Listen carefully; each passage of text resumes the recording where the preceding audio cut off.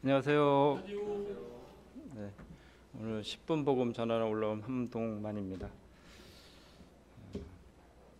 저도 최근에 이제 직장을 새로 들어가서 좀 바쁘게 생활을 좀 하고 있습니다. 그동안 집에서 많은 시간을 좀 보내다가 직장을 다니니까 시간이 그렇게 많지 않은 것을 또 알게 됩니다. 오늘은 복음 말씀을 같이 보기 원하는데 오늘 본문 말씀은 출애굽기 13장 13절을 같이 한번 좀 보시겠습니다. 출애굽기 13장 13절입니다.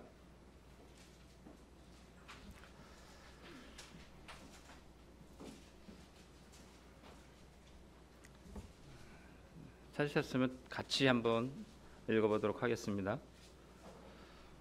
시작. 나귀의 첫 새끼는 다 어린 양으로 대속할 것이요 그렇게 하지 아니하려면 그 목을 꺾을 것이며 내 아들 중 처음 난 모든 자는 대속할지니라.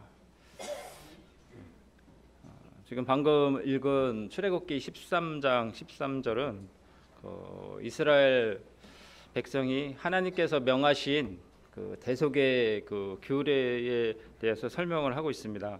그래서 저는 이 구절에서 좀 한번 살펴볼 좀 단어가 몇 가지 단어가 나오는데, 먼저 이 나귀와 또 그다음에 어린 양 그리고 대속, 요 세 가지 단어를 한번 좀 먼저 좀 살펴보고 생각해보는 시간을 갖도록 하겠습니다.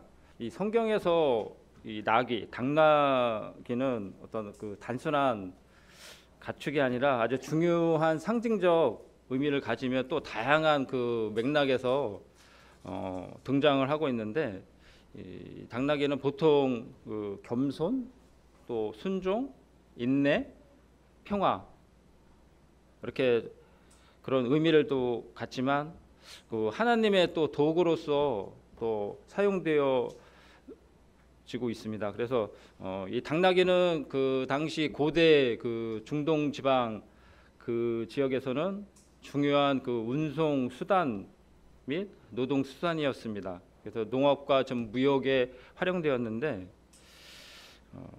그만큼 이 나귀는 성경에서는 아주 중요한 좀 의미를 가지고 있습니다. 그리고 지금 대속, 뭐 다들 알고 계시는 이 대속의 의미를 한번 표준 국어 대서전에서 한번 찾아보니까 이 첫 번째 에 보면 남의 죄를 대신하여 벌을 받거나 속죄함 이렇게 나오고, 두 번째는 기독교적으로 이렇게 설명되어 있는데, 예수가 십자가에 못 박혀 죽음으로써 그 보혈로 인류의 죄를 대신 씻어 구원한 일.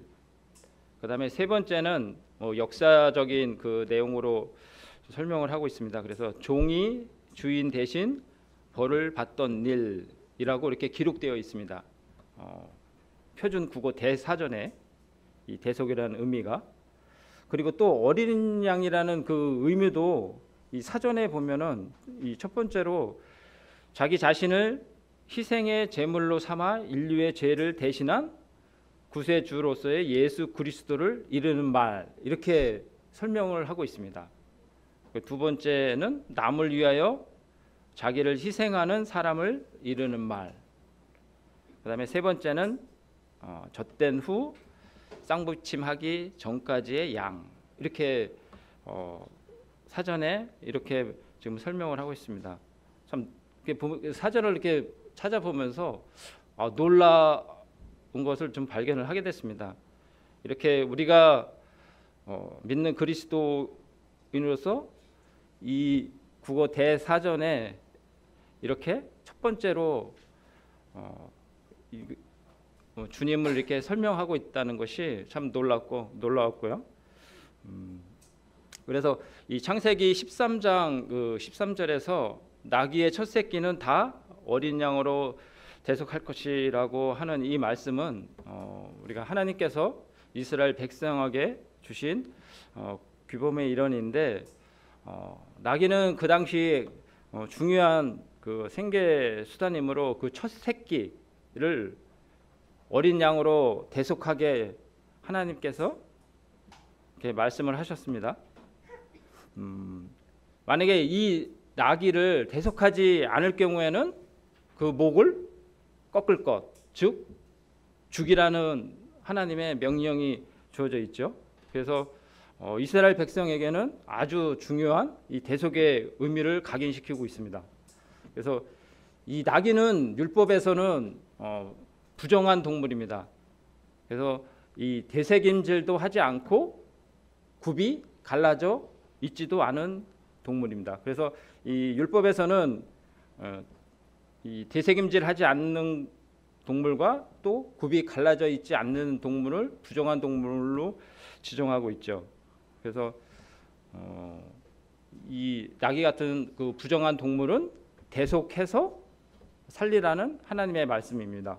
그러면 만약 우리가 그 나귀를 만약에 사람으로 인간에 비유하자면 되새김질을 한다는 것은 우리가 하나님의 말씀을 묵상하는 것이라고 말할 수 있습니다. 그리고 이 되새김질 안 하는 사람은 또한 부정한 나귀와 같은 또 사람이라고도 말할 수 있을 것입니다. 그리고 굽이 갈라지는 것, 이것은 바로 우리가 세상과 분리된 삶, 아니면 세상과 분리된 사람이라는 또 뜻을 또 가지고 있습니다. 그래서 나귀처럼 굽이 갈라지지 않은 것은 또한 부정한 또 사람이라고도 생각을 할 수가 있는 것이죠. 그래서 이 부정한 나귀 새끼가 태어나면 어린 양의 대속이 꼭 필요한 것입니다. 그리고 네 아들 중 처음 난 모든 자는 대속할지니라 라는 그 하나님의 말씀은 하나님의 그 선택된 이스라엘 백성들과의 어떤 특별한 관계를 또 보여주고 있습니다. 그래서 이 규정은 자녀들에 대한 그 하나님의 은혜와 대속의 필요성을 또 강조하고 있고, 또 모든 생명은 하나님으로부터 왔음을 인식하는 아주 중요한 부분입니다. 그래서 이러한 대속의 개념은 이후에 바로 예수 그리스도를 통한 그 궁극적인 대속의 어떤 그림을 또 예시하고 있죠. 그래서 이 부정한 동물인 나귀는 대속하지 않으면 목을 꺾을 것이라고 하나님께서 말씀하셨듯이, 하나님께서는 만약에 여러분들이 만약에 죄가 있다면 하나님의 그 공의로운 심판은 반드시 당신의 그 범죄한 머리를 꺾을 것이라고 말씀하고 있습니다. 그래서 이 죽음을 피할 수 있는 길은 내 죄를 대속할 제물이 있어야 합니다. 그래서 물론 여러분들이 이 스스로 이 문제를, 죄에 대한 문제를 해결할 수 없습니다. 다만 하나님께서 예비하신 어린 양, 독생자를 통해서만 해결할 수 있습니다. 그래서 이 침례 요한은 점도 없고 흠도 없는 예수님을 참 바라보았을 때 이렇게 외쳤습니다. 요한복음 1장 29절에 보면 보라 세상 죄를 지고 가는 하나님의 어린 양이로다. 그래서 이 그리스도께서는 마치 도살장으로 끌려가는 양처럼 갈보리 언덕길을 올라가셨습니다. 그리고 그리스도께서는 다들 아시는 것처럼 죄가 없으신 의로운 분이셨지만 우리 불의한 자를 대신해서 말할 수 없는 고난을 당하셨습니다. 그래서 주님은 우리 범죄함을 위하여 내준 바 되시고 또 우리를 의롭다 하시기 위하여 살아나셨습니다.